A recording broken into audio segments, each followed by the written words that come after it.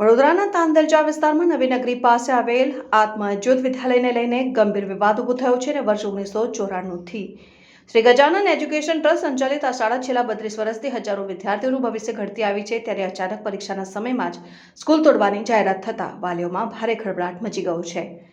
મળતી માહિતી મુજબ 2 દિવસ પહેલા વાલીઓને મેસેજ કરી તાત્કાલિક મીટિંગ માટે બોલાવવામાં આવ્યા હતા। આ મીટિંગ દરમિયાન સ્કૂલ સંચાલકોએ જણાવ્યું કે ટૂંક સમયમાં સ્કૂલ તોડી પાડવામાં આવશે અને વાલીઓને તેમના બાળકોને अन्यत्र शिफ्ट करवा माटे सूचना आपवामां आवी। आ अचानक निर्णयथी वालीओमां रोष फाटी निकळ्यो छे।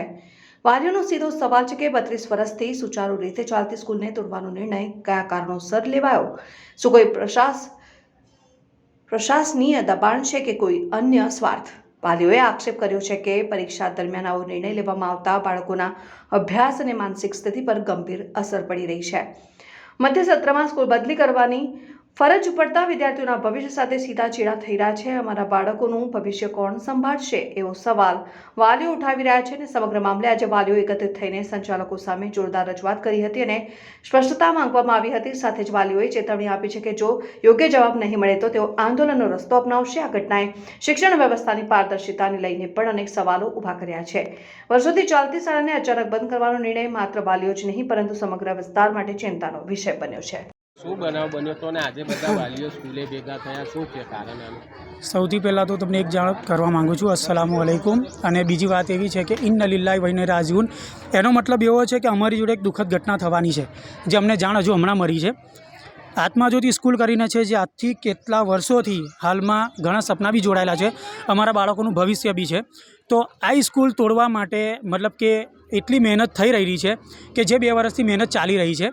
બીજી વસ્તુ એવી છે કે સ્કૂલ તોડવામાં જે પણ થયેલું છે એ ખરેખર ખોટું છે અને અમારા બાળકોનું ભવિષ્ય આમાં ખોરવાઈ રહેલું એવું અમને લાગે છે। સેકન્ડ વસ્તુ એવી છે કે અહીંયા જે વસ્તીની અંદર આજે આત્મજ્યોતિ સ્કૂલ વિદ્યાલય છે, બરાબર છે, જે ઘણા ટાઈમથી છે, અહીંયા બાળકો પહેલેથી ભણે છે, અહીંયા સહસહકાર બી સારો છે, સ્કૂલના સાહેબોનો, મેડમનો, દરેકનો સહસહકાર સારો છે, બરાબર છે। પણ અમુક સંજોગોમાં એવી વાત અમને મળેલી છે કે અહીંયા કંઈક ટીપી રોડ પાડવાના કારણે આ સ્કૂલ તોડવામાં આવે છે। તો એની માટે અમારી પાસે કોઈ ટાઈમ નથી, કોઈ મુદ્દો નથી અને કોઈ એક્શન પણ નથી અમારી જોડે।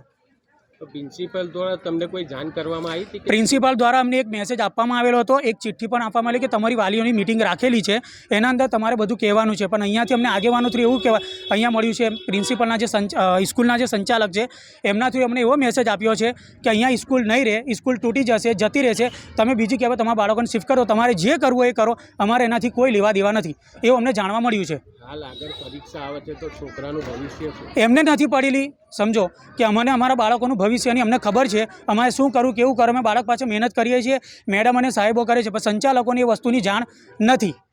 શું નામ આપનું? મારું નામ સદ્દામ હુસૈન। શું છે આ બધા વાલીઓ અહીંયા ભેગા થયા છે, શાની માટે ભેગા થયા? અહીં એટલા માટે વાલીઓ ભેગા થયા કે બાળકોના ભણતર માટે ભેગા થયા છે। પણ આજ આ લોકો એવું કહે છે મિટિંગમાં કે અમે સ્કૂલ બદલીએ, પણ અમોની સ્કૂલ બદલવી નથી, અમોને આ જ સ્કૂલ જોઈએ ને આ જ સ્કૂલની અંદર અમારા બધા જ વિદ્યાર્થીઓ આ જ સ્કૂલમાં ભણાવત અને સ્ટાફ પણ સ્કૂલનો અમને આ જ જોઈએ છે। અમારું સ્ટાફ પણ બદલાવવું જોઈએ ના।